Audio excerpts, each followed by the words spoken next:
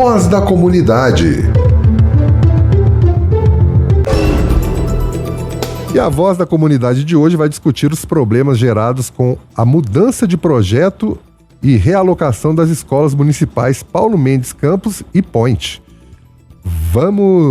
Vocês estão acompanhando o problema gigantesco criado pela PBH, que alegou reorganização dessas duas escolas integrais.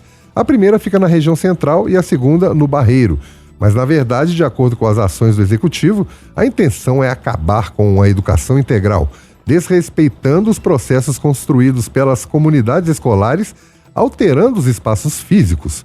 As mudanças físicas em ambas as escolas estão sendo realizadas sem diálogo com as comunidades. No Endpoint, estão construindo um novo espaço para se transferir à escola, enquanto não se sabe o que será feito do antigo. Já no Paulo Mendes Campos, adquiriu-se uma casa nova ao lado da escola para alocar a mesma escola. Enquanto isso, outras escolas que necessitam de obras permanecem sem os prosseguimentos necessários. E na Voz da Comunidade de hoje, nós vamos mais uma vez ouvir mães de crianças que estudam as escolas Paulo Mendes Campos e Point, que são escolas que o projeto de tempo integral está sendo fechado. O que essas escolas estão passando, tanto a escola Paulo Mendes Campos quanto a escola Endpoint, localizada no Barreiro, é que em ambas as escolas estão sendo reorganizadas, principalmente na sua organização do tempo integral, da educação integral, mas também dos seus espaços. No caso do Endpoint, eles estão sendo transferidos do espaço atual para um outro espaço, no bairro Milionários. Tanto o corpo docente está sendo totalmente transferido para outras escolas, à escolha, mas que vão ser reorganizados na rede inteira, mas também os estudantes, né? Principalmente os estudantes com deficiência e transtornos vão ter que escolher outras escolas, sejam próximas às suas casas, mas também em outras regiões da cidade. Isso agora, no final do ano, para depois, futuramente, retornarem para essa escola que só será inaugurada em maio, que é um problema, porque isso gera depois uma dificuldade do retorno, uma reorganização da vida desses estudantes e também desses professores. No caso da escola Paulo Mendes Campos, a escola foi dividida em dois espaços, mas ao mesmo tempo se mantendo no mesmo lugar. Bom, gente, vamos entender isso aqui direito. A prefeitura construiu uma escola no Milionários que não está pronta, não vai ser entregue antes de abril, mas ela já está fechando a escola original e vai deixar crianças e trabalhadores soltos, espalhados pela região do Barreiro. Isso não faz o menor sentido. No caso do Paulo Mendes Campos, a prefeitura alugou uma casa ou comprou, nós não temos a informação correta, do lado do CEI Imaculada, na região de Lourdes. O CEI Imaculada é uma escola enorme e a casa que foi comprada não serve para essa escola, porque ela não tem condição objetiva de receber estudantes. Vai ter ali uma secretaria, uma biblioteca, eu não sei. Não existe escola que não caiba criança. Você pode até dizer que tem uma escola que não tem secretaria, que não tem biblioteca, que a gente vai dizer que está precário, está ruim, mas você pode dizer que é uma escola. Sem criança, sem estudante, não é escola. Então onde é que os estudantes dessa nova escola vão estudar? Eles vão continuar no mesmo lugar, que é onde funciona a escola Paulo Mendes Campos. Só que matriculados num outro CNPJ, numa outra escola. Então isso é uma situação absurda.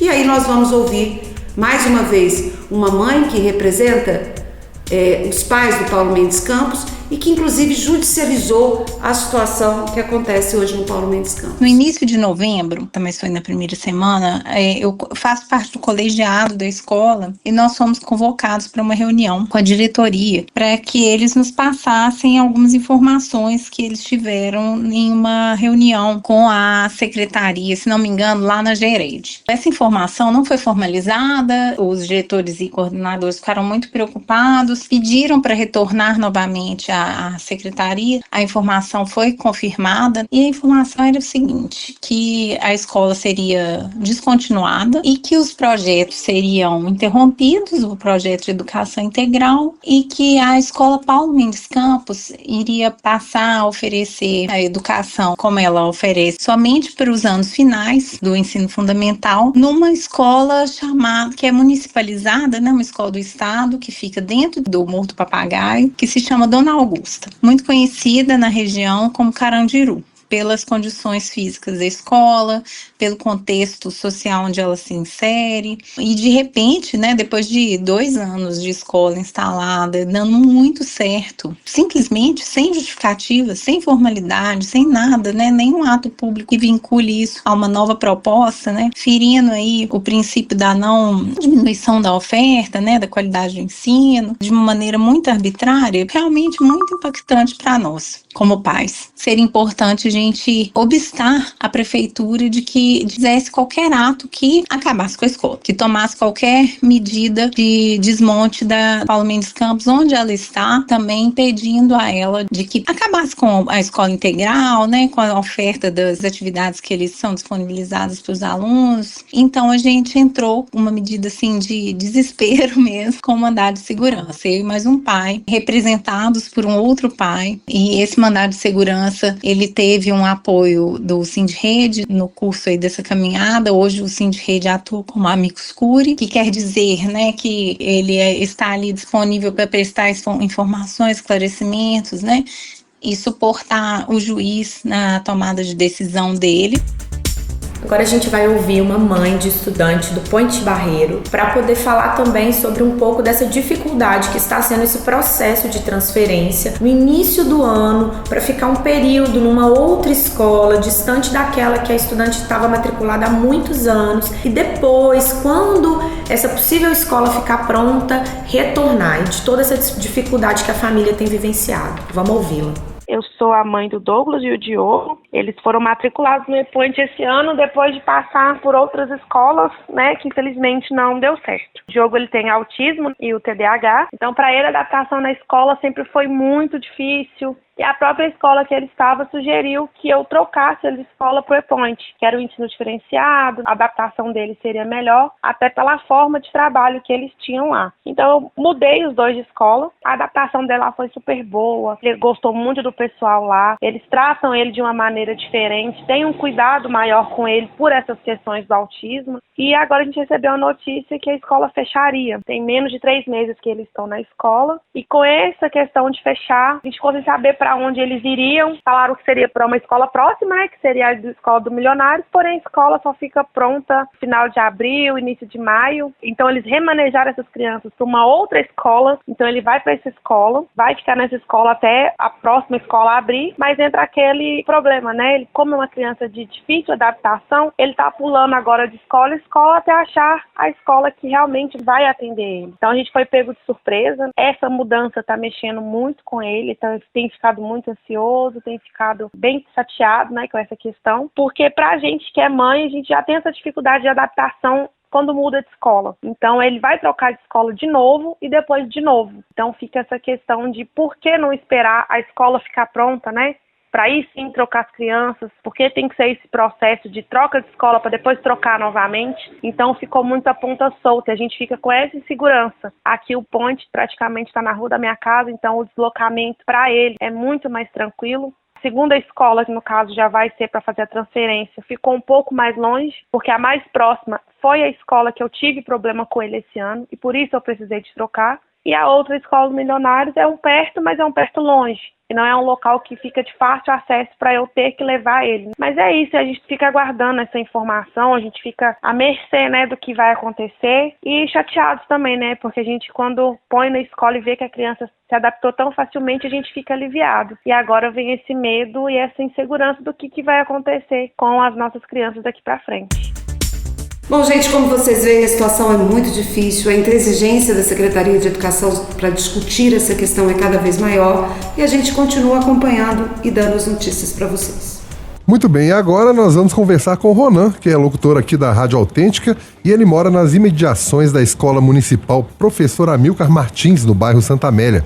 Ronan, conta pra gente, resumidamente, a situação que você presenciou há algum tempo lá no bairro. Um abraço para você, PC, um abraço aos nossos ouvintes ligados aqui no Voz da Rede. Bom, PC, é o seguinte, a Escola Professor Amilcar Martins, na realidade, a Prefeitura desapropriou 3 famílias de residências que estavam atrás da escola, né? Praticamente fazendo ali vizinha, praticamente parede de meia com a escola ali, né? Uma delas, a Celes, e também a Silvinha. a dona Pilar e a Alessandra, que é uma advogada, as 3 pessoas que moravam lá. Elas receberam o comunicado da prefeitura que ia indenizar essas famílias e elas iam ter que sair de lá em um prazo muito rápido, de 90 dias. Nossa. Para elas saírem de lá.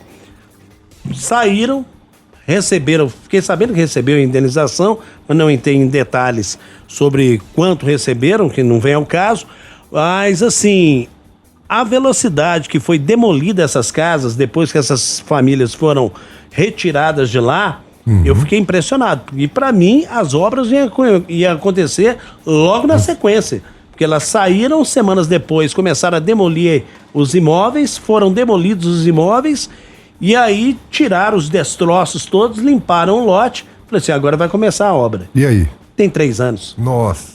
Né? E ali virou mato, um lote a céu aberto, colocaram um tapume lá que foi pro chão, devido à chuva, um monte de coisa e tal.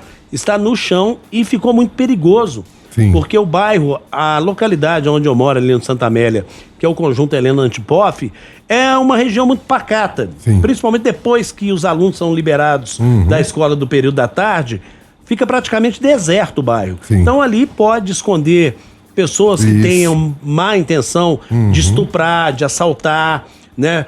Proliferar também mosquito da dengue, porque ali tem vários recipientes e nós estamos no período chuvoso que pode acumular água, enfim, ficou uma área muito perigosa para a saúde e para a segurança, né? E a prefeitura, a gente pede para tomar uma providência que é o mais rápido possível, porque tem idosos que moram ali. Isso. A rua são vários moradores, uma rua extensa. Eu tenho uma filha que passa ali constantemente, quando vem do serviço, quando vai para academia. Enfim, a gente todos, nós todos que moramos ali, ficamos receiosos de passar ali e acontecer alguma coisa. Então, virou realmente um local assim muito perigoso e a gente pede que a prefeitura tome as providências o mais rápido possível e construa lá. Parece que vai ser um anexo para a escola integral. Tomara que aconteça essa situação por lá. Pois é, e esse é o nosso medo, entendeu? Em relação a essa outra escola, que eles façam todo esse movimento e depois abandonem, como aconteceu na Amilcar. Exatamente. Obrigado, viu, Ronan, pela sua colaboração. Eu que agradeço.